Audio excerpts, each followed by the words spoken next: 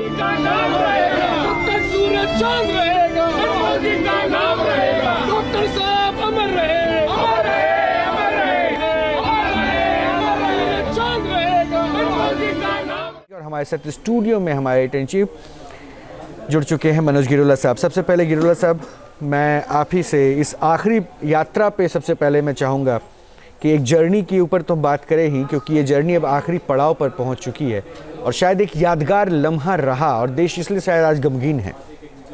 देखिए, ऐसा है, ये ऐसे शख्स थे जो कि जिन्होंने कि हमारे देश को एक ऐसी यात्रा की तरफ लेकर गए जो कि एक तरक्की का रास्ता था। जिस समय 1991 में हमारे देश की हालत बहुत ख़राब थी। आपको ध्यान होगा कि जिस समय हमारा देश आज़ाद हुआ था उस समय हम लोगों ने एक सोशलिस्ट पॉलिसीज़ अपनाई थी, तो उसके कारण और बाकी सब चीज़ों के कारण हमारे देश की हालत ख़राब होती गई।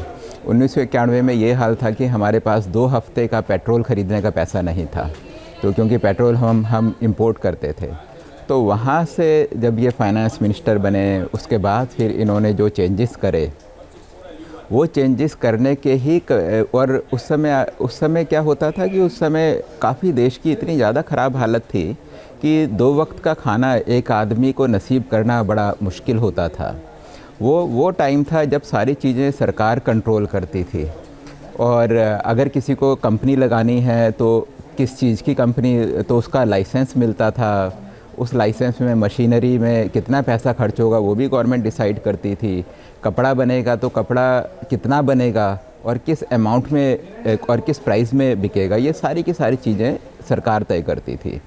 तो वहाँ से इन्होंने जो हमारे जो आर्थिक जो नीतियाँ बदली और जो नई दिशा देश को दी, तो ये उसी का कारण है कि आज हम यहाँ बैठे हैं और हम आज संसार की सबसे बड़ी 5वीं ताकत है।